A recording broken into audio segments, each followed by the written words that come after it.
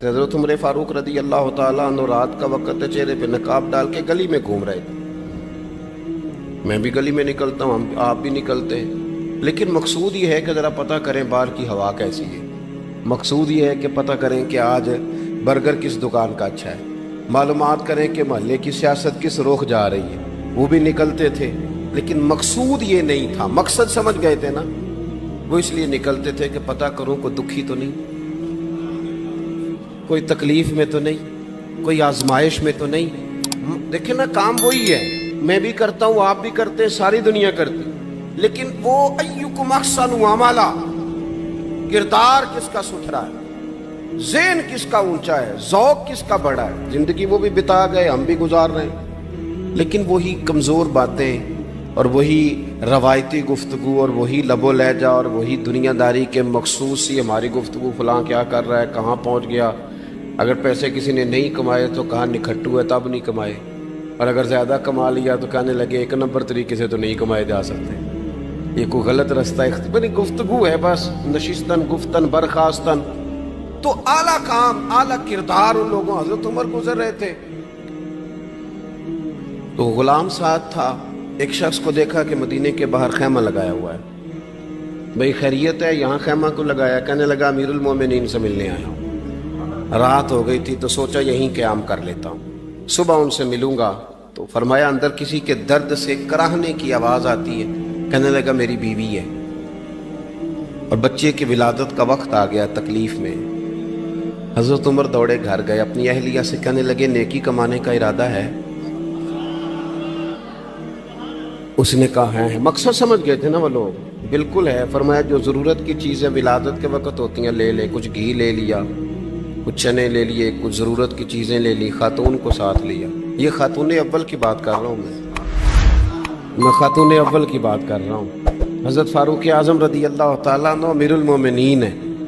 حضرت عمر نے اپنی اہلیہ کو ساتھ لیا, جہاں وہ شخص تھا وہاں آئے. اہلیہ نے حضرت عمر کے ذمہ کام لگایا, آگ جلا لیں, یہ تیل لے لیں, فلاں فلاں چیز گھی میں ڈال لیں, بنانی شروع کر دیں. فاروق اعظم نے ہاتھ کے اندر پکڑا ہوا برتن, چمچہ, ڈوئی بھی آخ لی دے, پنجابی ہے نا ہم, تو وہ کام کر رہے ہیں, چلا رہے ہیں, آگ جلا رہے ہیں. خاتون اندر ڈیوٹی کر رہی. تو وہ شخص جو تھا نا, جس کی بیوی تھی, وہ کہتا ہے میں 2-3 دفعہ کا غلام ادھر آ, فلانی چیز بتا. میرے ذہن میں یہ تھا کہ امیر المومنین نے کو بندہ کھڑا کیا, آنے جانے والے مسافروں کا خیال کرے. میرے ذہن 2-4 دفعہ میں نے اپنے لفظوں میں بات بھی کہہ دی, لیکن جب اندر میرے بچے کی ولادت ہوئی تو اندر سے میری بیوی بولی اور حضرت عمر کی اہلیہ بولی, اور بول کے کہنے لگی امیر المومنین مبارک ہو, آپ کے دوست کو رب نے بیٹا دیا ہے. وہ شخص کہتا ہے میں باہر کھڑا تھا, وجود تڑپ گیا, آنکھیں برس پڑی, کبھی نہیں رویا تھا پر کیفیت عجیب بن گئی. کوئی تقریر نہیں سنائی, کوئی اعلیٰ شعر نہیں انہوں نے پڑھا. میں نے یوں لے کر ان کے سر سے پاؤں تک دیکھا. میں نے کہا یہ وہی شخص ہے جس کا نام لے تو کیسر و کسرا کانپ جاتے ہیں, یہ وہی شخص ہے. میں نے جمعے میں کہا تھا کہ روب کپڑوں کا نہیں ہوتا, روب تو دیانتداری کا ہوتا ہے. ہاں, بڑا مال کما کے لوگوں نے بنائی ہوتی ہے, کار کوٹھی تو بندے کھڑے ہو کے کہہ دیتے ہیں 2 نمبر طریقے سے آیا ہے. اور 13ویں-14ویں گریڈ کا ملازم ہو تو اس کے سامنے بہت بڑا افسر ڈر رہا ہوتا ہے, یار بندہ دیانتدار ہے, یہ رشوت نہیں لیتا, سفارش نہیں مانتا, یہ میرٹ پہ کام کرتا ہے. تو روب تو آپ کی دیانتداری کا ہے, آپ کی سچائی کا ہے. اپنی زندگی میں جو لوگ مقصد سمجھ گئے, مقاصد پا گئے, کچھ کر گئے, ہم ذرا الجھ گئے ہیں. پہلے اتنا شاندار مکان بناتے ہیں, پھر مرنے کو کس کا دل چاہے. اتنی محنت کر کے جو ہے وہ کوٹھی بنائی ہے تو اب چھوڑ کے کون جائے. وہ تیار بیٹھے تھے. انہیں نبی کریم نے کہا تھا کن فی الدنیا کانک غریب نو عابر السبیل, تم نے مسافروں کی طرح رہنا ہے. او میرے بھائی, کبھی دیکھا ہے ایئرپورٹ پہ مسافر لڑتا ہو کہ میں نے یہ جگہ خریدنی ہے؟ اسے پتہ ہے کہ ابھی فلائٹ آنی ہے, میں نے تو چلے جانا ہے. ریلوے اسٹیشن پہ جو جگہ ہوتی ہے وہ خریدنے کے لیے لوگ رٹا نہیں ڈالتے, انہیں پتہ ہے پہلی ٹرین سے چلے جانا ہے. بس سٹاپ پہ جھگڑے نہیں ہوتے کہ یہ کرسی میری ہے, جانا جو ہے مٹی دیں تے مٹی رہنا ہی. ایویں کا دی بلے بلے अज मिट्टी दे उत्ते बंदिया ते कल मिट्टी दे थल्ले। इतना ज्यादा मकसद नहीं ना, जब समझते तो बेचैन है, बेकरार। बाद लोगों ने इतने पैसे जमा कर लिए कि इतने खा नहीं सकते, इतनी जरूरत नहीं, लेकिन इसके बावजूद है कि वो दौड़ खत्म होने का नाम ही नहीं ले रही। हजरत सिद्दीक अकबर रदी अल्लाह ताला अन्हु अमीरुल मोमिनीन है, बादशाहों के बड़े बात होती है। हमारे मुल्क में ऐसे भी बादशाह गुजरे हैं कि जो सफ़र पे जाते थे तो खानसा में भी ले जाते थे, बावर्चियों को भी लेके जाते थे कि खाना मेरी मर्जी का होना चाहिए। हज़रत अबू बकर सिद्दीक ने पानी मांगा, अमीरुल मोमिनीन, तो सहाबा ने ना शहद मिला पानी पेश किया। कोई इतनी लंबी बात तो नहीं, लेकिन सिद्दीक अकबर रो ही पड़े, और इतना रोए कि हिचकियां बन गई। लोग कहते हैं पता नहीं था किस बात पे रो रहे हैं, पर हम भी रो पड़े। हुजूर आप क्यों रोते हैं? तो आप फरमाने लगे, यार मुझे आसानियों में मुब्तला करने लगे हो, मुझे इन दुनिया की लज्जात में उलझाने लगे हो। मैं हुजूर की बारगाह में बैठा था तो अल्लाह के रसूल फरमा रहे थे, पीछे हट जा, पीछे हट जा, पीछे हट जा। मैंने पूछा, हुजूर आप किसको कह रहे हैं? तो हुजूर फरमाने लगे, दुनिया मेरे पास आई थी, वो करीब करना चाहती थी मुझे, तो मैंने उसे कहा पीछे हट जा, मेरे नेड़े ना आना, दूर हट जा। वो हट तो गई है, पर जाती दफ़ा कह गई है, सोनिया आप तो बच गए हैं, पर आपके बाद वाले कैसे बचेंगे? तो मुझे सीने से लगा ले, गले से लगा ले, मकसद अपना समझें, आमाल का हुस्न पैदा करें। अगर इंसान का मकसूद माल कमाना है तो अगर माल मिल गया तो उसके बाद फिर क्या करेगा? किसी ने तय कर लिया था कि बहुत बड़ी गाड़ी और बहुत बड़ा बंगला मुझे चाहिए, तो वो बंगला उसे मिल गया, गाड़ी आ गई। अब तो मकासद क्योंकि तय नहीं होते, तो जो चीज़ इंसान छोटा सा मकसद तय करता है वो उसे हासिल हो जाता है। मैंने मुल्क से बाहर जाना है, घर सेट करना है, साथ वाला प्लाट लेना है, हो गया सारा कुछ, तो अब वो फिर इंसान बेचैन हो जाता है, परेशान रहता है, कहता है समझ नहीं आती मतलब मकसूद क्या है। अल्लाह तबारक व तआला ने तो एक तिनका बेमकसद पैदा नहीं किया, इतना सोना इंसान कैसे बेमकसद पैदा करे? तो रब करीम ने हमें बताया कि मकसद तो तुम्हारा है, मकसद है अल्लज़ी खलक़ल मौता वल हयाता लियब्लुवकुम अय्युकुम अहसनु अमला। उसने मौत और हयात इसलिए पैदा की है ताकि पता चले तुम में अच्छे अमल कौन करता है, तुम किस कदर ज़्यादा अपने रब की इबादत करते हो, किस कदर ज़्यादा हुस्ने अखलाक का मुजाहरा करते हो, किस कदर ज़्यादा लोगों की खिदमत करते हो, किस कदर ज़्यादा तुम दीन की तबलीग में, इशाअत में, अबलाग में, तरवीज में किरदार अदा करते हो। बामकसद तुम्हें बनाया, बामकसद अच्छा तरीन अमल तुम में से कौन करता है? इसलिए मौत और हयात पैदा की थी कि तुमने सुथरे से सुथरे अमाल, बेहतर से बेहतर किरदार, आला से आला तुम्हारा अंदाज़े ज़िंदगी।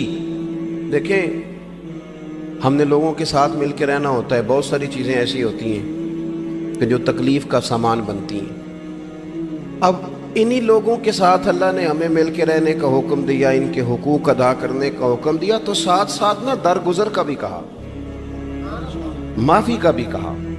जब इंसान माफ़ी कर देने वाला हो जाता है, दरगुजर वाला हो जाता है, तो फिर वो बड़ा हो जाता है, बड़े दिल वाला हो जाता है, बड़े हौसले वाला हो जाता है, बड़े ज़रब वाला हो जाता है, उसकी ज़िंदगी हसीन होती। तो यहाँ आए थे कुछ काम करने, वो जो हमने मकसूद बनाए थे ना, मतलब अच्छे कपड़े, अच्छी दुनियादारी, अच्छी गाड़ी, अच्छा मोबाइल सेट, वो चूँकि मकसूद नहीं था तो उन चीज़ों के हुसूल के बावजूद भी लोग परेशान हैं। मकसूद ये था कि बेहतरीन अमल, सोना अमल, आला तरीन अमल मेरे रसूल पाक सल्लल्लाहु अलैहि वसल्लम के गुलामों ने ना वो अमल करके दिखाया।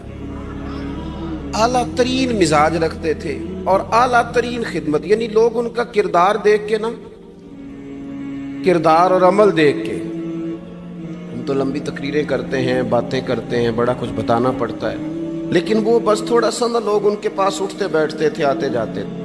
इतनी दौड़ है कि आगे बढ़ के और लेना है, और लेना है, हाल में मजीद का रट्टा, वो समझ गए, हम ना अड़े हुए हैं। बहुत सारे लोग ऐसे हैं जिन्हें सही बात का पता चल गया है, वो फैसला करने में देर कर रहे हैं, उन्हें समझ आ गई है कि बेहतर यही है कि मैं वक्त पे मस्जिद आया करूं, انہیں سمجھ آ گئی ہے بہتر یہ ہے کہ سویرے اٹھ کے نا واٹس ایپ بعد میں دیکھوں، پہلے قرآن پاک کی زیارت کر لیا کروں۔ سمجھ انہیں ہے کہ باتیں زیادہ کرنے سے بہتر ہے درود و سلام زیادہ پڑھا جائے، پتہ انہیں ہے، فیصلہ ہی نہیں کر رہے، ارادہ نہیں بنا رہے، توجہ نہیں کر رہے۔ جب بہت زیادہ بندہ دنیا داری میں الجھ جاتا ہے نا، بہت زیادہ، آسانیاں تو بندے کو جینے نہیں دیتی۔ پہلے انسان کہتا ہے کہ موٹر سائیکل ہو جائے نا تو چلو سفر آسان ہوگا، پھر موٹر سائیکل کہتا ہے ٹائر 2 ہیں، 4 ٹائروں والی ہونا، چلو مہران ہی ہو جائے خیر ہے، لیکن مہران میں بیٹھتے ہی اسے خیال آتا ہے کہ اس کی تو سیٹیں تنگ ہیں، پھر اس سے بڑی گاڑی چاہیے۔ یہ روز دوڑ ہے، 5 فقیروں کسے نہیں ماریا، اے ہوئی چور اندر دا، یہ دوڑ ہے، یہ ختم۔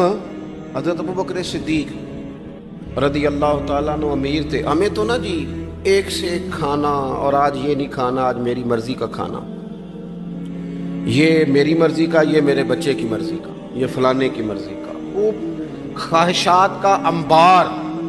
اور نفس بچے کی طرح ہوتا ہے، خواہش پوری کرو تو فوراً ہی دوسری بھی بتا دیتا ہے، دوسری پوری کرو تو تیسری کی بھی خبر دے دیتا ہے۔ ہم نا چونکہ الجھ جاتے ہیں، پھر وہ الجھاؤ ہمیں باہر نہیں نکلنے دیتا۔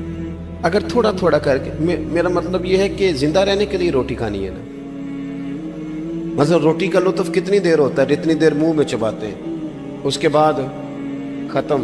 تو کپڑا تو پہننا تھا بدن چھپانے کے لیے، اس میں وہ کدھر سے آ گئی ساری کہانیاں جو آج بن گئیں۔ اور اتنے میں نے عجیب و غریب نظام دیکھا ہے کہ نوجوان ہے، اچھا بھلا سیاںا آدمی ہے، کپڑے اس نے تازے سلوائے ہیں، اور 99 لوگوں نے کہا ہے صحیح لگ رہا ہے، تو صرف ایک نے کہا ہے نہیں ٹھیک لگ رہا، وہ پریشان ہو جاتا ہے، کہتا ہے اس کا کچھ کروں۔ کیوں؟ اس لیے کہ یہی سارا مقصود سمجھ لیا ہے، کپڑے پہننا، اسی میں الجھ جانا۔ میں اکثر دوستوں سے کہتا ہوں، میں خود کسی دوسرے کی بات نہیں کرتا، بہت زیادہ عمر نہیں میری، میں خود جایا کرتا تھا، شادی کوئی آ گئی تو 2-3 دن پہلے ابا جی کہتے تھے پرانے جوتے کچھ گنڈوا لا، کچھ پالش کرا لا، توڑے میں ڈال کے جانا موچی کے پاس، اس نے کچھ سیٹ کر دینے۔ اب کہاں رہ گیا جی یہ کام، چھٹی نہیں ہو گئی، اب کون سا ایسا سلسلہ ہے؟ وہ جو کہیں سے کپڑا تھوڑا پھٹ جاتا تھا نا، تو اماں اس کو اس طرح پیوند کراتی تھی کہ ڈیزائن بھی بن جاتا تھا اور کام بھی چل جاتا۔ کدھر گیا وہ دور؟ لیکن تکلیف دیکھ لیں آج پہلے سے زیادہ ہے، لڑائی پہلے سے زیادہ ہے، آزمائش پہلے سے زیادہ ہے۔ کیوں؟ جتنی بھی خواہشات آپ بڑھاتے جائیں گے نا، مقصد فوت ہوتا جائے گا۔ جتنی بھی مقصود سفر کرنا ہے، گاڑی دکھانا تو مقصود نہیں نا، لیکن ہمیں وہ والی گاڑی چاہیے کہ لوگ ایک دفعہ انگلی منہ میں ڈالیں کہ وہ اس گاڑی پہ بیٹھا ہوا ہے۔ ہم مقصد سے پیچھے ہٹیں گے جب پھر تکلیف میں آئیں گے، پھر آزمائش۔ زندگی میں ہم نے جو چیزیں مینج کی ہیں وہ ساری دوسروں کے لیے، ہمارے لیے کوئی شے بھی نہیں۔ ولیمے پہ گئے تاکہ برادری راضی ہو جائے، تعزیت کے لیے گئے تاکہ محلہ راضی ہو جائے، فلانا کام کیا تاکہ لوگ جو ہیں وہ میرے حق میں ہو جائیں۔ ساری زندگی دوسروں کے لیے جی کے گزار دی، اور آپ نے 99 نیکیاں کی، ایک خامی آئی تو لوگ تو وہ تھے جو پھر بگڑ گئے۔ بہتر نہیں بندہ رب کو ہی راضی کرے۔ واللہ ورسولہ احق ان یرضوا، اللہ اور اس کے رسول کا زیادہ حق ہے کہ انہیں راضی کیا جائے، ان کا زیادہ حق۔ اپنی زندگی میں معاملات کو ترتیب دیں، ایک مخصوص ذہن بنائیں، اتنا سویرے قرآن شریف پڑھنا ہے، اتنا درود پاک، اور یہ راز ہو ہمارا اور ہمارے رب کا، یہ راز ہو، اتنی دیر مصلی پہ بیٹھنا ہے۔ میرے ایک دوست سے ڈاکٹر صاحب میں بیٹھا تھا، تو وہ ایک شخص کو کہہ رہے تھے تیرے دل میں کچھ باتیں ہیں، نکال دے تاکہ تیری ٹینشن ریلیز ہو جائے، تیری صحت ٹھیک ہو جائے گی۔ تو بندہ کہہ رہا تھا اچھا ٹھیک ہے ڈاکٹر صاحب۔ تو میں نے کہا کہ اگر آپ اجازت دیں تو ایک بات میں بھی کر لوں؟ انہوں نے کہا آپ بھی کر لیں۔ تو میں نے کہا ڈاکٹر صاحب کچھ دکھ بڑے ذاتی اور نجی ہوتے ہیں، بندہ کسی کے سامنے کہہ ہی نہیں سکتا، بڑے ذاتی قسم کے ہوتے ہیں، وہ آپ کسی کے سامنے اتنا مرضی کوئی قریبی ہو، وہ بندے کی اپنی اندر کی کچھ ایسی تکلیفیں ہوتی ہیں اندر کی، آزم گنڈاں دے وچ گنڈاں 10 کیڑی کھولا، بڑے مسئلے ہوتے ہیں، آپ کیسے بیان کر سکتے ہیں، سوال ہی نہیں پیدا ہوتا۔ تو کہنے لگا پیر صاحب حال تو ہوگا نا؟ میں نے کہا بالکل ہے، ہمیں ہمارے دین نے دعا سکھائی ہے، جو کسی سے نہیں کہہ سکتے وہ اپنے رب سے کہہ دو، اللہ کے حضور عرض کر دو، کشکول طلب دراز کر کے کہہ دو مالک یہاں پریشان ہوں، وہ بڑا کریم ہے، عطا بھی کرے گا اور پردہ پوشی بھی فرمائے گا۔ اب اپنے اللہ کے ساتھ اپنا تعلق مضبوط کریں، اپنی زندگی میں حسن اعمال کا پیدا کریں، اعمال کا، کہانیوں کا نہیں، باتوں کا نہیں، تصویروں کا نہیں، نئی سے نئی پکچر کا نہیں، اعمال کا، اور خوبصورت ترین طریقہ ہو۔ دیکھیں نا، مشکل سے بھی تو نماز پڑھنی ہے نا۔ سویرے ابا بڑے غصے میں تھے تو پھر مجھے اٹھنا ہی پڑا، تو اس طرح بھی تو پڑھنی ہے۔ تو اگر بندہ ذوق سے اٹھے اور ذرا سونا کر کے وضو کرے اور ذرا صحیح کر کے مصلی بچھائے اور سجدہ کرے تو ذرا ذوق سے کرے، مجھے سوز دے، مجھے ساز دے، مجھے نیم شب کا نیاز دے، دم سجدہ خود کو میں توڑ دوں، مجھے ایسا ذوق نماز دے۔ اس ذوق کے ساتھ آگے بڑھے۔ مقاصد جب بندہ سمجھ جاتا ہے نا، مقاصد، پھر اس کے لیے آسانی ہوتی ہے۔ میں نے عرض کیا تھا زیادہ باتیں نہیں کرنی، مقصود تو ایک پیغام دینا ہے۔ اب ہم نے جانے والوں کے لیے کیا کرنا ہے؟ ایک تو یہ کہ اپنا مقصد ٹھیک کرنا ہے کہ جو رخصت ہو گئے، اپنے بزرگوں کو نا یاد رکھیں۔ اصل کام ہے ان کو بول کے بتائیے۔ سال کے بعد ختم، بڑی اچھی بات ہے، سسماہی، ششماہی، سیماہی سب ٹھیک ہے، ان کو یاد رکھیں۔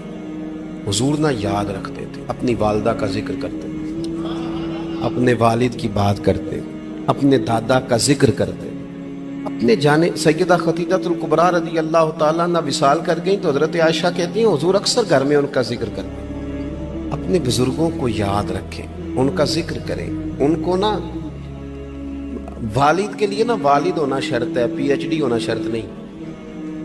والد کے لیے والد ہونا شرط ہے، مفتی ہونا شرط۔ والد ان پڑھ بھی ہو تو بچے کو سمجھانے کا سلیقہ سے اللہ اسے عطا کاری دیتا ہے۔ ماں بالکل ان پڑھ بھی ہو تو بچوں کو سمجھانے کا طریقہ اللہ اسے، ان سے سیکھیں، ان سے سیکھیں۔ میرے والدہ اور والدہ دونوں اپنا نام نہیں لکھ سکتے تھے، تو میں اپنے دوستوں سے کہتا ہوں مجھے کبھی موقع ملے تو میں کئی جلدوں میں کتاب لکھ سکتا ہوں اپنے ماں باپ، اس لیے کہ وہ جو ہمیں سکھا گئے، جو بتا گئے، وہ انہی کا خاصہ تھا۔ تو اپنے والد، ایک تو جانے والوں کو یاد رکھیں، دوسرا ان کے لیے دعا کریں تو درد سے کریں، سونی کر کے کریں، صحیح کر کے کریں، اکیلے بیٹھ کے کریں۔ دعا کا سب سے زیادہ تعلق آپ کے دل کی آواز کے ساتھ ہوتا ہے، اور جس طرز میں حضور نے ہمیں حدیث سکھائی ہے نا، اس رنگ میں کبھی آپ حدیث کو سیکھیں، سمجھیں نا۔ حضور فرماتے ہیں جس طرح دریا میں ڈوبنے والا سہارا تلاش کرتا، دریا میں اسے کتنی کچھ جلدی ہوتی ہے، غوطے لگ رہے ہوتے ہیں، وہ اس طرح کا نہیں ہوتا کہ میں عصر کی نماز کے بعد پھر آؤں گا تجھے نکالنے، اس طرح تو نہیں نہ ہوتا۔ دریا میں ڈوبنے والا اس طرح کشتی سہارا تلاش کرتا ہے، حضور فرماتے ہیں اس طرح قبر میں جانے والا دعاؤں کا انتظار کرتا ہے۔ آپ نے دیر کر دی دعا مانگنے میں، ختم دلانے میں دیر کر دی، خود صبح شام ہمہ وقت دعا۔ ابھی آپ آیتیں سن رہے تھے سورہ ابراہیم کی، اللہ نے نماز میں رکھ دی، ربنا اغفر لی ولوالدی وللمؤمنین یوم یقوم الحساب۔ ایک تو انہیں یاد رکھیں، خوب دعا کریں، اور دوسرا کوشش کریں کہ وہ جو نیکیاں کرتے تھے وہ نیکیاں بھی جاری رہیں، جن لوگوں سے ان کا اچھا تعلق تھا وہ تعلق بھی قائم رہے۔ یہ بھی کوشش کریں کہ ان کے لیے صدقات و خیرات کریں، اور قیمتی صدقہ دیں۔ قیمتی، میں بات ختم کرنے لگا ہوں، بس قیمتی صدقہ دیں، قیمتی۔ 15 تولے سونا گھر میں پڑا ہوتا ہے، قیمتی ہوتا ہے نا۔ کبھی کسی نے چوک میں بتایا کہ آج 15 تولے سونا میرے گھر میں پڑا ہے؟ بولو نا، لگتا ہے تو 10 چھڑنا ہے۔ اگر گھر میں 50 لاکھ روپے کیش پڑا ہو تو چوک میں گلی میں آ کے آپ بات کریں کہ گھر میں پیسے پڑے ہیں؟ کیوں؟ کہ وہ قیمتی ہیں، کوئی لے نہ لے۔ تو یہ جو 5000 مسجد دے کے سارے محلے کو بتاتے ہو یہ بھی صدقہ تھا، یہ بڑا قیمتی چیز تھی، یہ بتانے والا نہیں تھا، یہ تو نیکی تو قیمتی تھی۔ قیمتی چیز جو ہوتی ہے وہ تو چھپائی جاتی ہے کہ بتائی جاتی ہے۔ یہ جو بیٹیاں ہیں نا اسلام کی، مائیں بہنیں، یہ قیمتی ہیں، اس لیے اسلام انہیں کہتا ہے تم گلیوں اور چوکوں میں آنے والی نہیں، قیمتی چیزیں، قیمتی چیزیں گھر کے اندر رہا کرتی، تم قیمتی چیزیں ہو، تمہارا وجود قیمتی ہے، تم کبھی ماں ہو، کبھی بیٹی ہو، کبھی بہن ہو، کبھی بیوی ہو، قیمتی ہو۔ اس لیے تمہیں اسلام کہتا ہے کہ گھر کے اندر رہو گی تو تمہاری قیمت رہے گی۔ کچھ چیزیں ایسی ہیں جو چوکوں میں گلیوں میں پھیل جائے تو ان کی قیمت نہیں رہتی، اس لیے تمہیں کہا جاتا ہے کہ گھر میں رہو۔ یہ جو تمہیں چونکوں میں لاتے ہیں، یہ تمہیں بے وقت کرنا چاہتے ہیں، بے قیمت کرنا چاہتے ہیں۔ انسان تھوڑی دیر کے لیے، اگر تھوڑی دیر کے لیے غور کرے تو بڑے بڑے جانور انسان سے بڑے طاقتور ہیں، لیکن اللہ نے ان کی نکیل انسان کے ہاتھ میں تھما دی۔ اتنا بڑا جہاز ہے، ٹنوں وزن لے کے چل رہا ہے، انسان کے بس کی بات نہیں کہ وہ کئی لوگ لگ کے بھی اس کو اٹھا سکیں، لیکن اللہ نے اس کے قبضہ و اختیار میں کر دیا ہے۔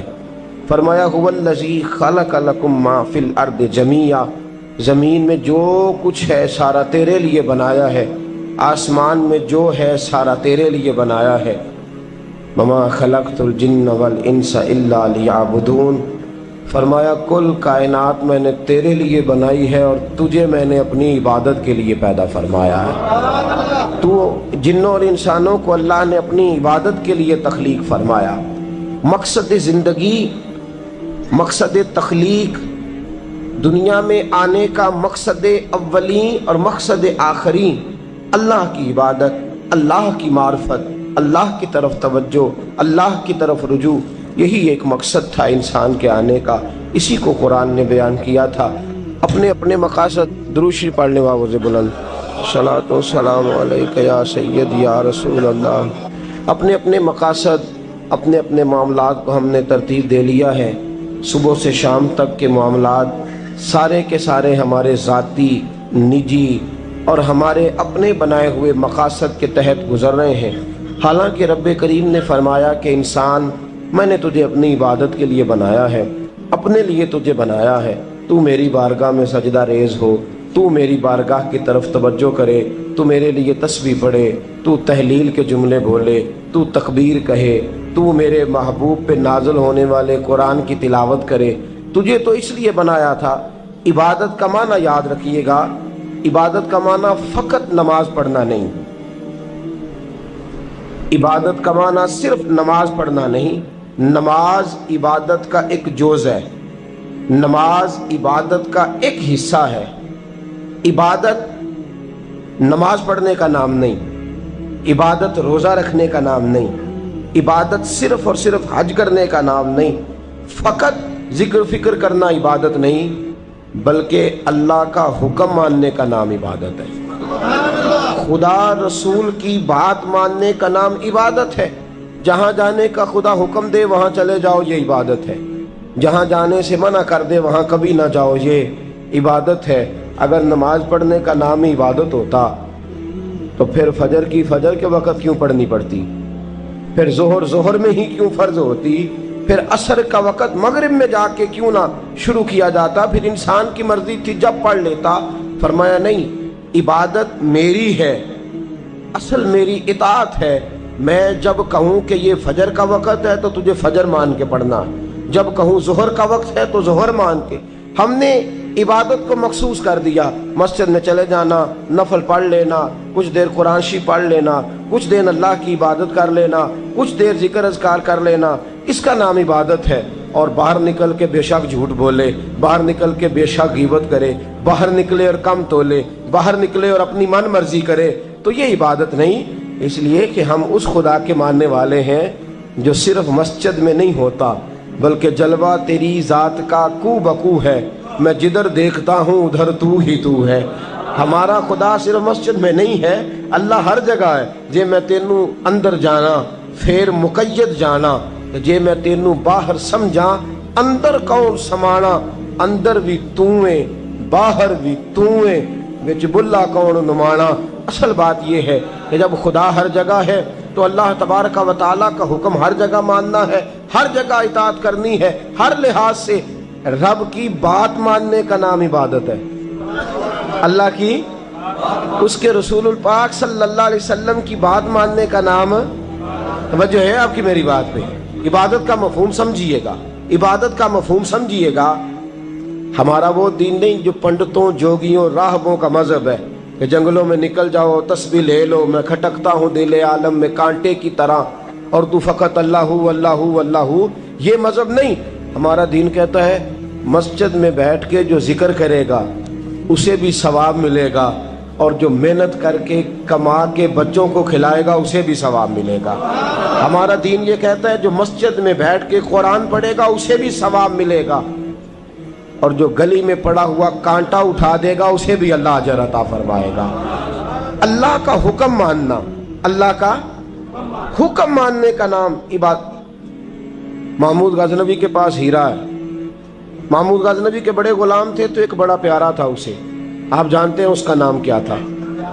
ایاز محمود غزنوی کو بڑا تو حسد شروع ہو جاتا ہے ہر جگہ، اللہ ماشاءاللہ لوگ کہنے لگے بادشاہ ہر وقت اسی کو پیار کرتا رہتا ہے، ہر وقت اسی کی طرف توجہ کرتا رہتا ہے۔ بادشاہ نے ایک دن آزمانا چاہا، اتنا ہیرا تھا، موٹا ہیرا بادشاہ کے پاس۔ بادشاہ نے ایک وزیر صاحب کو بلایا، کہا یہ اینٹ پکڑو، ہیرے پہ مارو، اسے توڑ دو۔ کہنے لگا بادشاہ بات تیری ٹھیک ہے پر بڑا قیمتی ہیرا ہے، کیوں تڑوا رہے ہیں آپ؟ مال خزانہ میں رکھ دیں، کام آئے گا، کسی نہ کسی جگہ پہ استعمال ہو جائے گا، آپ کیوں اس کو تڑوانے کی ضد کر رہے ہیں؟ بادشاہ سلامت نے کہا اچھا تم نے ٹھیک مشورہ دیا، میں ہی جذبات میں آ گیا تھا۔ ایک دوسرے آدمی کو بلایا، اس کو کہا یہ ہیرا توڑنا ہے۔ اس نے کہا بادشاہ مجھے لگتا ہے پوری دنیا میں اتنا موٹا ہیرا تیرے پاس ہے، کسی اور کے پاس نہیں ہوگا، یہ توڑنے کی چیز نہیں تجوری میں سنبھالنے کی چیز ہے، اسے سنبھال کے رکھ۔ تیسرے کو بلایا، چوتھے کو بلایا، جس کو بھی بلاتا رہا وہ بادشاہ کو سمجھاتا رہا، جس کو بلایا بادشاہ کو سمجھایا۔ ایاز کی باری آئی، کہا ایاز ادھر آ، توجہ ہے آپ کی؟ ایاز ادھر آ، یہ ہیرا تو توڑ دے۔ اس نے اینٹ پکڑی، زور سے ماری، ہیرا توڑ دیا۔ بادشاہ کہنے لگا بڑا بیوقوف ہے بھئی تو، یہ سارے میرے خیر خواہ تھے، مجھے سمجھاتے رہے اور تو نے خیال ہی نہیں کیا، میں بیوقوف تھا تو تو بھی ساتھ ہو گیا، توڑ ہی دیا۔ کہنے لگا بادشاہ غلطی ہو گئی، مجھ سے غلطی ہو گئی، مجھے نہیں توڑنا چاہیے۔ اس نے کہا اچھا چل چھوڑ، ایک بات بتا، تیرے سامنے جو سب مجھے مشورے دے رہے تھے تو نے کیوں نہیں دیا؟ میں نے تجھے کہا توڑ دے، کیا لفظ ایاز نے کہے، کمال کر دی۔ کہنے لگا بادشاہ میرے دل میں خیال آیا ہیرا ٹوٹتا ہے تو ٹوٹ جائے، میرے بادشاہ کا حکم نہیں ٹوٹنا چاہیے، یہ ٹوٹتا ہے تو ٹوٹ جائے، یہ کرچی کرچی ہوتا ہے تو ہو جائے، خزانہ خالی ہوتا ہے تو ہو جائے، لیکن میرے مالک کا حکم نہیں ٹوٹنا چاہیے۔ بادشاہ میں ہر چیز توڑ دوں گا پر میں تیرا حکم نہیں توڑ سکتا۔ بس دوستو یہی عبادت ہے، بلا مثال و بلا تشبیہ بات سمجھیے گا۔ جس نے خدا کا حکم توڑ دیا اس نے عبادت نہیں کی، اور جس نے خدا کا حکم اچھا آؤ نماز کے لیے، دکان کا وقت ہے، گاہک بھی زیادہ آ گئے ہیں، رش بڑھ گیا ہے، اب تھوڑا وقت مشکل ہو جائے گا، ذرا تھوڑی دیر میں پڑھ لوں گا۔ ہیرا ٹوٹتا ہے تو ٹوٹ جائے، گاہک آنے کا سلسلہ ٹوٹتا ہے تو ٹوٹ جائے، روزی آنے کا سلسلہ ٹوٹتا ہے تو ٹوٹ جائے۔ مسلمانوں خدا کا حکم نہیں ٹوٹنا چاہیے، رسول اللہ کا فرمان نہیں ٹوٹنا چاہیے۔ میرے رسول پاک صلی اللہ تعالی علیہ وسلم کا اقبال نے کیا کہا؟ کہنے لگا اے طائر لاہوتی، اس رزق سے موت اچھی جس رزق سے آتی ہو پرواز میں کوتاہی۔ کہا خدا کا حکم نہ توڑ بیٹھنا، اور عبادت بھی جس کو اللہ کہہ دے وہ عبادت ہے۔ ایک بندہ زوال کے وقت نماز پڑھنے کھڑا ہو جائے تو ہو جائے گی، کیوں؟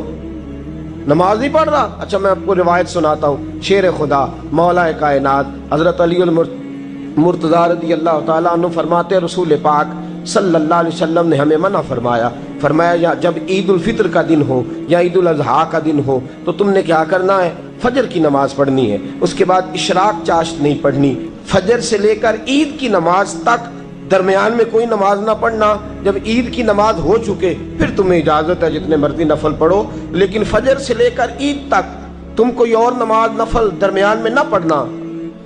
حضرت علی المرتضی شیر خدا کا زمانہ ہے، عید کا اعلان ہو گیا، عیدگاہ میں لوگ اکٹھے ہو رہے ہیں، ایک شخص دوڑا دوڑا آیا، اس نے آ کے نماز کی نیت باندھ لی۔ توجہ ہے آپ کی؟ میں نے کہا عبادت ہے خدا کا حکم ماننے کا نام۔ حضرت علی رضی اللہ تعالیٰ عنہ نے نماز کے بعد اس شخص کو بلایا، فرمایا ادھر آ، تجھے نہیں پتا کہ جب تک عید کی نماز نہیں ہوتی کوئی اور نفل نہیں پڑھیں گے؟ کہنے لگا جی میں نے نماز ہی پڑھی ہے، کوئی جرم کیا ہے؟ کوئی نماز پڑھی ہے نا، میں نے سجدہ کیا ہے، کوئی جرم ہے؟ حضرت علی نے تلوار نکال لی، فرمایا جو مصطفیٰ کی سنت توڑ کے نفل بھی پڑھے گا میں اس کا بھی سر قلم کر دوں گا، جو رسول پاک کے حکم کے خلاف عبادت بھی کرے گا اس کو بھی قتل کر دیا جائے گا، توبہ کر۔ یاد رکھیے گا عبادت خدا رسول کی بات ماننے کا نام ہے۔ آپ سویرے 8 بجے اٹھ کے کھڑے ہو جائیں کہ میں نے تو فجر پڑھنی ہے، فجر کا وقت 8 بجے نہیں ہوتا، وہ گزر گئی 4 بجے، 4:15 بجے ہو چکا۔ ایک شخص شام 7 بجے کھڑا ہو جائے کہے جی میں تو ظہر کی نماز 7 بجے پڑھا کروں گا، یہ کیسے ممکن ہے؟ اس کا وقت تو 2 بجے کے راؤنڈ اباؤٹ ہے، تجھے اسی وقت ادا کرنی۔ یاد رکھیے گا عزیز ساتھیو، عبادت اللہ کا حکم ماننے کا نام ہے، لیکن عبادت کی بہت بڑی جو ایک رکن ہے، عبادت کا بہت بڑا جو ایک جز ہے وہ نماز پڑھنا ہے، بہت بڑا جز۔ حضرت محمد بن ابی بکر حضرت صدیق اکبر کے صاحبزادے رضی اللہ تعالیٰ عنہ کیا فرماتے ہیں؟ فرماتے ہیں مسلمانوں بڑے نصیبوں والے ہو، بڑے نصیبوں والے ہو، تمہیں تو اللہ کی بارگاہ میں جانے کے لیے اجازت ہی نہیں لینی پڑتی، اللہ نے تمہارے لیے دروازہ ہی کھول دیا ہے، جب دل کیا وضو کیا نماز کی نیت باندھی اللہ کے دروازے کھل گئے، اور بغیر کسی ترجمان کے تم نے اپنے رب سے بات کرنی شروع کر دی۔ عبادت ایسی نعمت ہے، اللہ کی بارگاہ میں کھڑے ہونا، سجدہ کرنا اتنی بڑی فضیلت کی بات ہے۔ یہ حدیث میرا خیال ہے آپ کو کبھی بھولنی نہیں چاہیے۔ سید عالم نور مجسم شفیع معظم صلی اللہ علیہ وسلم نے فرمایا بتاؤ اگر کوئی کسی کے گھر مہمان جائے تو میزبان اس کے ساتھ کیا سلوک کرے گا؟ تو صحابہ کہنے لگا یا رسول اللہ جتنا میزبان اچھا ہوگا اتنا ہی اچھا سلوک کرے گا، جتنا وہ اعلیٰ ہوگا اتنا ہی اعلیٰ سلوک کرے گا، جتنا وہ عرفہ ہوگا اتنی ہی اس کی بات بھی بڑی ہوگی۔ نبی پاک صلی اللہ علیہ وسلم نے فرمایا جو مسجد جاتا ہے وہ اللہ کا مہمان ہے، جو مسجد جاتا ہے وہ اللہ کا مہمان ہے۔ فرمایا میزبان کے ذمے ہے کہ مہمان کے اوپر رحمت کرے، کرم کرے۔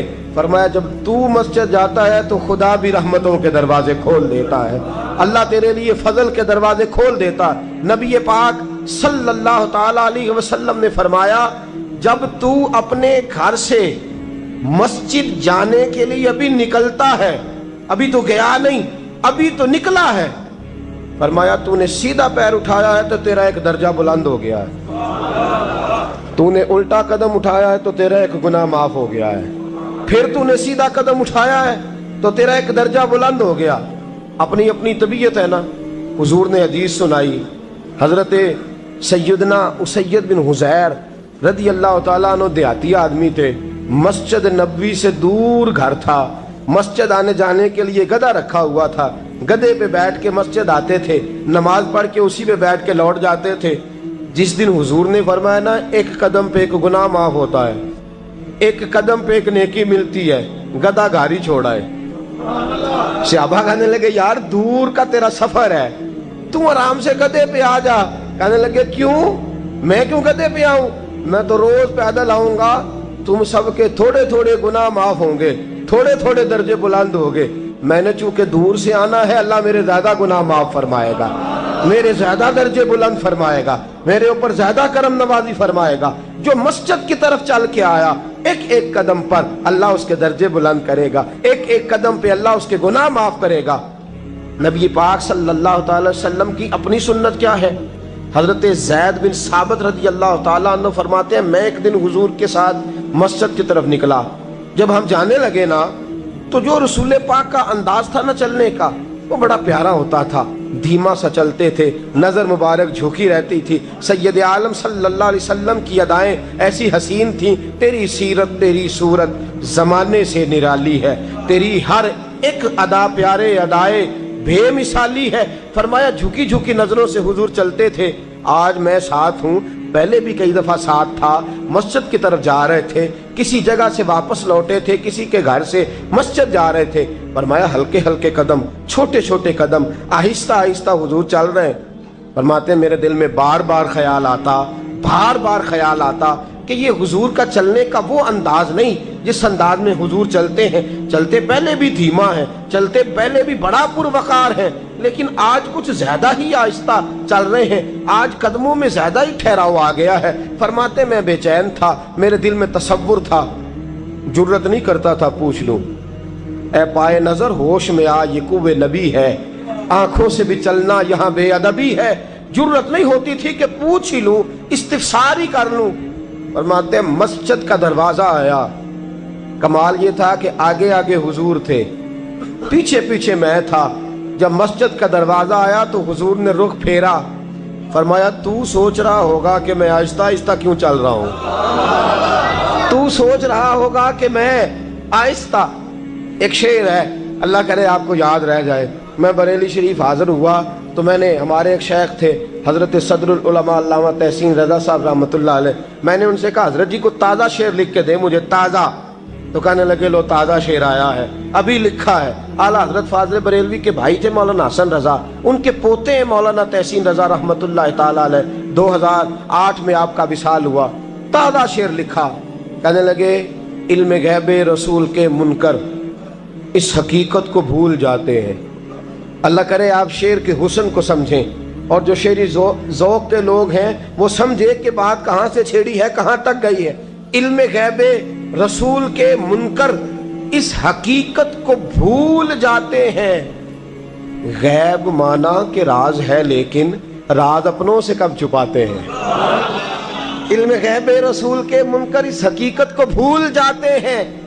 غیب مانا کہ راز ہے لیکن راز اپنوں سے کب چھپاتے ہیں. حضرت زید بن ثابت رضی اللہ تعالیٰ عنہ فرماتے رخ پھیرا اور حضور نے فرمایا تو سوچ رہا ہوگا کہ سونے آج بڑے دھیمے دھیمے قدم چل رہے ہیں، بڑا آہستہ آہستہ قدم اٹھا رہے ہیں.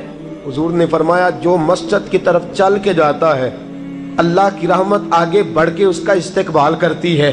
اور فرمایا جتنے قدم زیادہ ہوتے ہیں اتنے درجے بھی زیادہ بلند ہوتے ہیں. میں اس لیے آہستہ آہستہ آیا ہوں کہ اللہ میرے زیادہ درجے بلند فرما دے. اس لیے آیا ہوں کہ زیادہ درجے مسجد میں، اس لیے آہستہ. عبادت کی فضیلت دیکھیں، گھر سے بندہ چلے. ابھی پتہ نہیں مسجد میں وضو کرنا ہے اس نے، ابھی پتہ نہیں 2 رکعتیں پڑھے گا کہ 4 پڑھے گا. فرمایا عبادت کے لیے نکل بھی پڑے تو اللہ اس کے درجے بلند کرنے شروع فرما دیتا ہے. درجے بلند ہونے شروع ہو گئے. بنو سلمہ قبیلہ ہے، محلہ ہے. بنو قریظہ یہودیوں کا محلہ تھا، اس کے بعد بنو سلمہ مسلمانوں کا محلہ تھا، اور تقریباً آج کے حساب سے 1.5-2 کلومیٹر کا فاصلہ تھا مسجد نبوی سے. پیدل چل کے آتے تھے لوگ. کتنے کلومیٹر؟ پیدل چل کے آتے تھے، وہاں سے پیدل آتے تھے نماز پڑھنے. مسجد نبوی کے ساتھ یہودیوں کے مکان تھے، انہوں نے وہ جگہ خالی کر دی. بنو سلمہ قبیلے کے لوگوں نے چاہا کہ ہم جگہ کو خرید لیں. نبی کریم علیہ السلام کو پتہ چلا، حضور نے بلایا، فرمایا مجھے پتہ چلا ہے تم مسجد کے قریب آنے لگے ہو. ویسے ایک بات میرے دل میں ہے، میرا دل کرتا ہے کر دوں. صحابہ مسجد کے قریب رہنا پسند کرتے تھے، اور آج کل جی اے مولوی سون نہیں دیں دے. یقین کریں مسجد کے دائیں بائیں آگے پیچھے جو گھرانے ہوتے ہیں وہ کہتے ہیں جی ہم بڑے پریشان ہیں، یہ تو ہمیں سونے نہیں دیتے. صحابہ قریب رہنا. اب دیکھیں نا، نبی کریم علیہ السلام کا گھر دروازہ مسجد میں کھلتا ہے، حضرت صدیق اکبر کا گھر دروازہ مسجد میں کھلتا ہے، سیدہ فاطمہ جناب علی کا آستانہ دروازہ مسجد میں کھلتا ہے. صحابہ مسجد کے قریب رہنا پسند کرتے تھے. بنو سلمہ قبیلے کے لوگوں نے چاہا ہم بھی قریب آ جائیں. حضور نے بلایا، فرمایا مجھے پتہ چلا ہے تم مسجد کے قریب آنا چاہتے ہو. یا رسول اللہ دور سے چل کے آنا پڑتا ہے، ارادہ ہے قریب آ جائیں. حضور نے فرمایا دور ہی رہو، تم اس طرح کرو دور ہی رہو. کہا یا رسول اللہ کیا مطلب؟ فرمایا فرشتے جب بھی نیکیاں لکھتے ہیں عبادت کی، ابھی تک تمہارا پہلا نمبر ہے، ابھی تک تمہارا پہلا نمبر ہے. یا رسول اللہ کیا مطلب؟ فرمایا اس لیے کہ تم دور سے چل کے آتے ہو تو اللہ تمہیں زیادہ اجر عطا فرماتا ہے. آخر دعوانا ان الحمدللہ رب العالمین.